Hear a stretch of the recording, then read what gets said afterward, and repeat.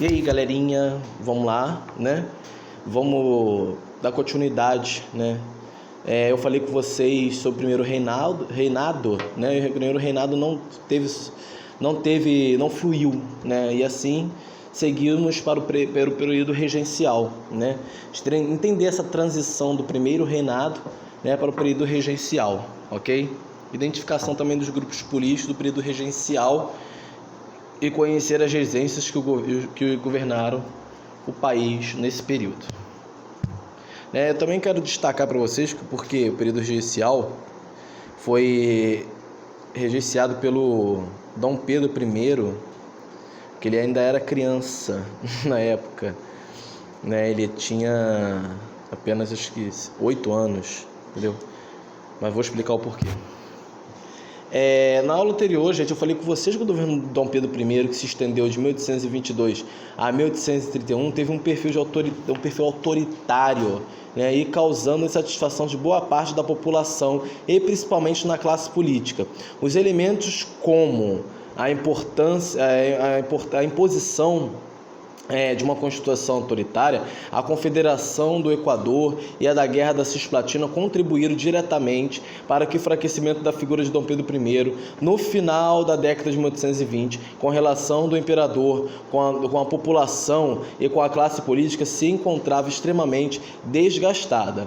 Estava então instaurada, gente, a crise que culminaria na abdicação de Dom Pedro I.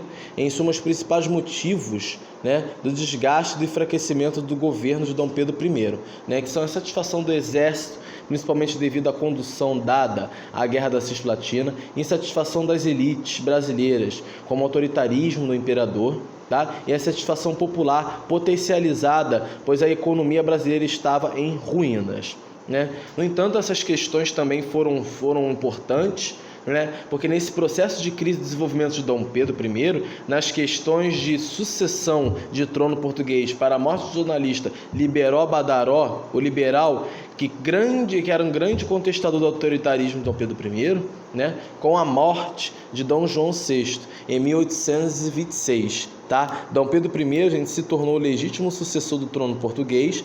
No entanto, abdicou o trono a favor de sua filha Dona Maria da Glória, tá? O imperador do Brasil não contava era que seu irmão Dom Miguel daria o golpe de estado e conquistaria o trono português, contrariando as regras da sucessão monárquica. Dom Pedro I acabou se envolvendo, direcionando os esforços para a resolução da questão. Na morte de Liberó Badaró, né, o episódio ocorrido em 1830 desgastou, né, ainda mais a figura do imperador. Badaró era um grande oposicionista, né, do governo brasileiro. Após a sua morte, ocorreu-se o boato de que a ausência de uma investigação minuciosa sobre o crime indicava uma certa ligação ao imperador. O imperador seguiu posicionando devido as complicações políticas no mês seguinte, do dia 7 de abril de 1831, né, e decide abdicar o trono do Império Brasileiro. A abdicação representou a derrota política do absolutismo português e a vitória do nacionalismo do Partido Brasileiro. Período regencial no Brasil. Após a abdicação do trono de Dom Pedro I, que retornou para Portugal e deixou seu filho Pedro de Alcântara como príncipe regente, sendo que, porém, príncipe regente possuía apenas 5 anos, né? E de acordo com a Constituição de 1824, deveria ser organizada uma regência para que o país fosse governado até que o herdeiro pudesse assumir o trono. Foi o primeiro monarca brasileiro, ele nasceu às 2h30 da manhã, tá? 2 de dezembro de 1825, tá? O Rio de Janeiro, gente, media 58 centímetros, ficou órfão. No Rio de Janeiro, ele media 58 centímetros e ficou órfão, e sua mãe apenas um ano, órfão de pai aos 10, e virou imperador aos 14. Ganhou um nome um pouquinho menor do que do seu pai, né? O nome dele era Pedro Alcântara João Carlos Leopoldo Salvador Bibiano Francisco Xavier de Paula Miguel Gabriela Rafael Gonzaga. Nossa Senhora! Enfim, após a morte de sua mãe, Pedro passou a receber os cuidados de Mariana Carlota de Verna Magalhães, tá? Que era suíça, né? E tinha sido sua ama de leite. O garoto apelidou de da Dama. O período regencial, gente, representou então a transição do governo de Dom Pedro I e o Dom Pedro II, né? Se estendeu de 1831 a 1840. Foi marcado por uma grande disputa no interior da classe política, principalmente entre os três grandes grupos que dominavam a política naquele momento. Liberais moderados, que defendiam a manutenção da monarquia, porém com limitações do poder do imperador. O grupo era formado, né, basicamente por elite agrária do Rio de Janeiro, São Paulo e Minas Gerais. A gente pode destacar também, como principal integrante deste grupo, né, o padre Diogo Feijó. Liberais exaltados defendiam a descentralização política, né, e a autonomia das províncias. O grupo era formado por pequenos comerciantes, militares de baixa patente, profissionais liberais, classe média urbana e funcionários públicos de menor função. Alguns de seus integrantes eram republicanos e as figuras de maior destaque foram Borges da Fonseca e Cipriano Barata. Os restauradores defendiam o centralismo político e absolutismo a partir do retorno de Dom Pedro I. O grupo era formado por militares de alta patente, comerciantes portugueses e altos funcionários públicos. Com a morte de Dom Pedro I em 1834, o grupo deixou de existir. A figura da maior destaque deste grupo político foi José Bonifácio. Tanto os liberais moderados quanto os liberais exaltados eram a favor da limitação de poder, né, da limitação de poder do imperador, que era qual a diferença entre os dois grupos. Entre os dois grupos. As diferenças eu joguei aqui para vocês. Conhecendo as regências aqui no Brasil. Cumprindo as determinações da Constituição brasileira, teve início o período regencial que durou de 1831 a 1840, se dividiu em algumas fases. Vamos lá. Primeira fase, regência trina provisória. Regência trina provisória. A Constituição de 1824 previa que 3 deputados eleitos deveriam compor a regência. Por isso foi escolhida uma regência trina provisória até que as eleições para a regência trina permanecessem e fossem organizadas. Os regentes que governaram o Brasil em 1832 até junho do mesmo ano foram José Joaquim Carneiro, né, de Campos, Nicolau Pereira de Campos e Vergueiro e Francisco de Lima e Silva, ok? As principais medidas tomadas pela regência trina provisória foram suspensão do poder moderador, reconvocação do antigo ministério, anistia aos presos políticos, proibição de dissolução da Câmara dos Deputados, convocação de deputados e senadores para a escolha da regência trina permanente. Aqui está a foto dos 3, tá? Regência trina permanente. Regência trina permanente, gente, de acordo com as determinações da regência provisória, foram então escolhidos regentes responsáveis por o governo, o país, até a maioridade de Pedro de Alcântara. Os 3 regentes escolhidos foram João Braulio Muniz, José da Costa Carvalho e Francisco Lima e Silva.